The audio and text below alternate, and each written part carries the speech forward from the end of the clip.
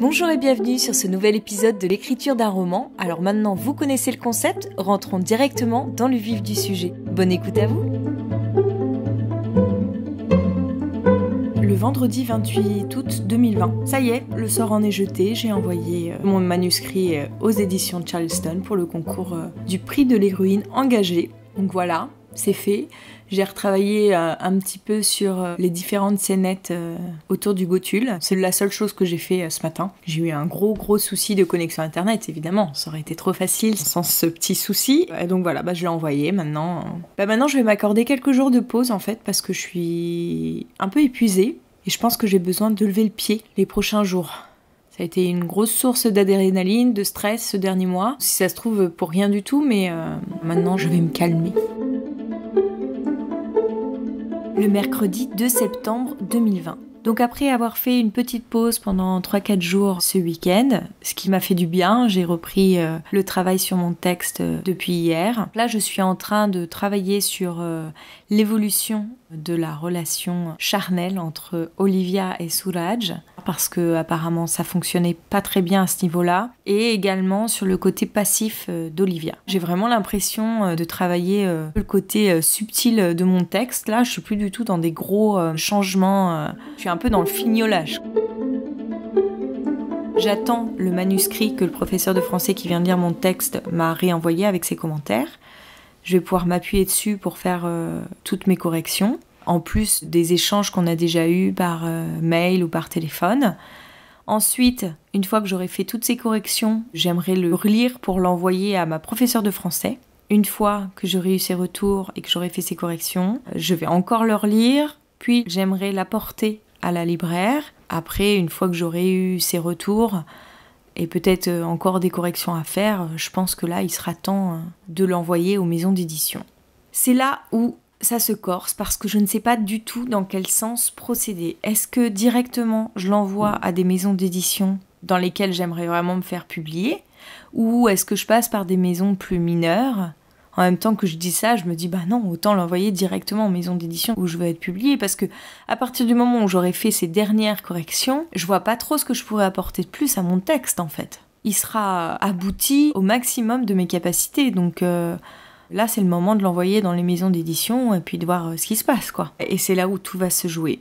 C'est un peu flippant. Ce qui me rassure un peu, c'est que mon dernier lecteur, il vient de me dire que c'était un texte à la fois grand public et à la fois quand même assez fin, pas un truc grossier, convenu et déjà vu 100 fois.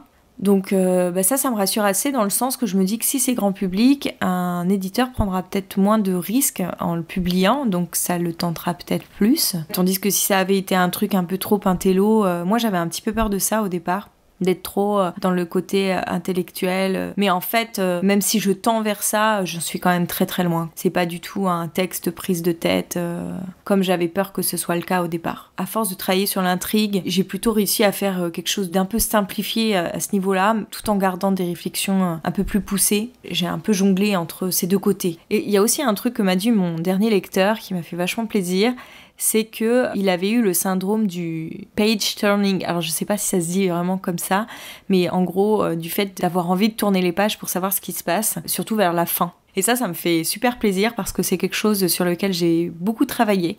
C'était vraiment ce que j'avais envie de provoquer comme effet chez mon lecteur. Donc si j'y suis parvenue, c'est déjà un bon point pour moi. J'attends de voir maintenant si je vais avoir des réponses du concours. Là, si je reprends les dates, en gros, le 1er octobre 2020, il y a la présélection des 5 finalistes. Donc ça va aller assez vite. Je sais pas si à ce moment-là, ils nous préviennent si on est retenu ou pas. Et puis le 1er novembre, il y a l'annonce du lauréat, sachant qu'en mars 2021, la publication du livre est prévue. N'empêche que si c'est en mars 2021, ça laisse pas beaucoup de temps pour retravailler le texte. Il a plutôt intérêt à être bien abouti.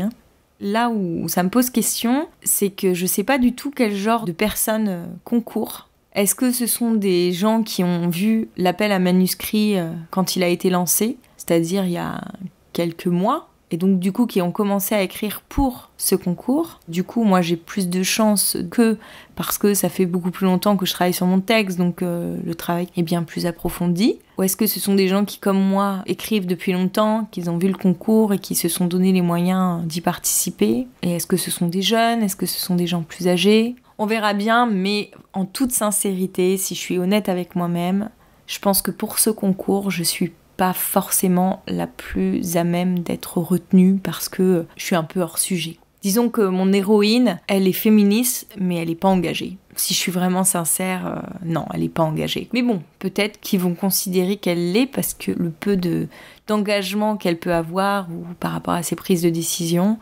peut être considéré pour eux comme suffisant. Je sais pas, enfin franchement, je ne sais pas du tout quels sont leurs critères. Et puis ça dépendra, voilà, des autres livres en comparaison aux miens. Le jeudi 3 septembre 2020, je viens de recevoir le manuscrit corrigé que mon dernier lecteur m'a renvoyé, avec tous ses commentaires à l'intérieur. Et là, à les lire, je me rends compte du travail encore colossal qui me reste à faire. Mais les questions qu'il me pose sont toujours très pertinentes. Bon, la plupart, on les avait abordées ensemble par téléphone, mais là, j'en découvre de nouvelles. En fait, ce dont je me rends compte, c'est que ce qui marche le mieux dans mon roman, ce sont tous les passages de fiction. Et pas vraiment les passages qui sont clairement inspirés de ce que moi j'ai vécu. Donc ça, c'est drôle de le constater, comme si finalement je maniais beaucoup mieux la fiction que la réalité. Va falloir que je m'en inspire là pour retravailler, ça tombe peut-être bien maintenant parce que j'étais en train de retravailler par rapport à ce qu'il m'avait dit, mais je tâtonnais un peu. Là, avec ses commentaires écrits, ça me semble beaucoup plus clair. Je vais peut-être pouvoir m'appuyer dessus. Il met en exergue des difficultés que j'ai rencontrées, que je savais pas forcément comment régler, des problématiques qui ne m'étaient pas apparues. C'est super intéressant en fait. Je vais pouvoir m'atteler à une correction un peu plus en profondeur. Voilà, et puis bon, il relève aussi pas mal de fautes que j'ai faites, surtout aussi des problèmes de ponctuation. Enfin, ces corrections sont vraiment hyper claires. Je suis ravie. Par contre, voilà, je suis un peu désespérée en voyant tout le travail qui me reste à faire et surtout qu'en ce moment, je suis un peu en train de me renseigner sur ce que c'est qu'être auteur en fait, concrètement, ce que ça représente, ce qu'un auteur peut être susceptible de gagner s'il publie un livre, et c'est assez déprimant tout ce qu'on lit à ce propos en fait. Si on n'est pas un auteur à succès tel que Joël Dickers, Guillaume Musso ou encore Marc Lévy, qui sont pour la plupart pas du tout des auteurs que j'admire, j'ai l'impression qu'il est très difficile de vivre de sa plume. Le vendredi 4 septembre 2020. Je suis en train de reprendre les corrections de mon dernier lecteur et en me relisant et aussi en fonction de ce qu'il me dit, j'ai l'impression que... Enfin, c'est surtout en me relisant, j'ai l'impression que j'ai écrit quand même un truc un peu simpliste, quoi. J'ai l'impression de tomber à la limite du cliché. La seule différence, c'est que dans cette histoire, on découvre un pays. Mais sinon, c'est quand même assez commun. Ça me désespère un peu de le constater, puisque ça fait quand même des mois que je travaille mon texte. Et en fait, tout le début que j'ai le plus travaillé, j'ai l'impression que c'est ce qui est le plus gnangnan, le plus cliché, le plus niais. Moi qui pensais plutôt me placer dans la case des auteurs avec une certaine réflexion, en me relisant, j'ai eu l'impression plutôt d'être à un niveau basique. Bon, après, c'est peut-être parce que c'est le premier roman, hein, ça sera mieux pour les suivants. Je me rends compte que j'ai pas vraiment de talent et qu'il me faut énormément de travail pour arriver à un texte à peu près correct, qui n'est même pas extraordinaire. Et quand je vois tout le temps que j'ai passé pour en arriver à ce résultat-là, je me demande si ça vaut la peine. C'est tout pour aujourd'hui, j'espère que l'épisode vous a plu. Si c'est le cas, je vous donne rendez-vous vendredi pour la prochaine diffusion. J'en profite pour vous dire merci pour vos messages, ça me fait toujours un énorme plaisir de vous lire et ça m'encourage à poursuivre. Donc n'hésitez pas à m'écrire et pour ça, rendez-vous sur Instagram où vous me retrouverez sous le nom d'Aurélie Horner. Et sinon, vous pouvez aussi vous abonner au podcast ou encore en parler autour de vous, ça m'aide beaucoup également. Merci pour votre écoute et à bientôt.